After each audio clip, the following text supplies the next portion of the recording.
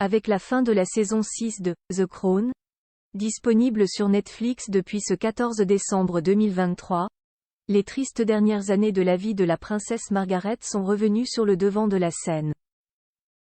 Exclusivement consacrée à ses AVC successifs et à sa relation avec sa sœur aînée la reine Elisabeth II, ponctuée de la soirée du 8 mai 1945 où elles se sont mêlées à la foule des Britanniques qui fêtaient la fin de la guerre, le 8e épisode n'évoque cependant pas ses funérailles le 15 février 2002.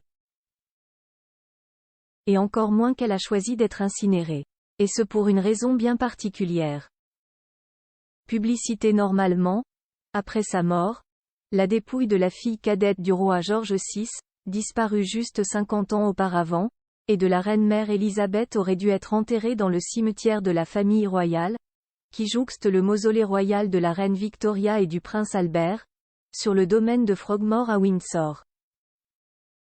Un lieu de dernier repos dont Margaret ne voulait pas entendre parler.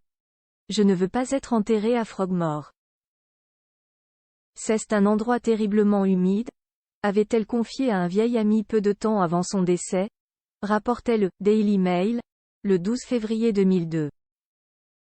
Ce que la princesse souhaitait par-dessus tout, c'est demeurer à jamais aux côtés de son père, qu'elle adorait.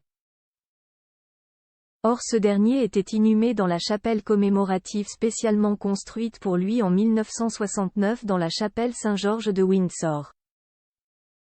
Sa tombe comprenait bien une seconde place, mais celle-ci était destinée à son épouse, la Queen Mum, qui l'y rejoindra en avril 2002.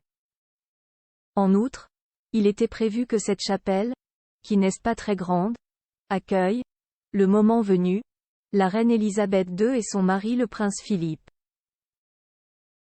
Ce qui fut fait à la mort de la souveraine en 2022. La seule solution était la crémation bref, impossible que Margaret y trouve une petite place. À moins que celle-ci ne soit vraiment toute petite. C'est pour cette raison qu'elle opta pour la crémation. Un plan inhabituel pour retrouver son papa, qu'elle avait perdu alors qu'elle n'avait que 21 ans, soulignait à l'époque le Daily Mail, ajoutant « Sa décision est une rupture avec la tradition royale. » De mémoire d'homme, aucun membre de la famille royale, et encore moins la fille d'un roi et la sœur d'une reine, n'a été incinéré.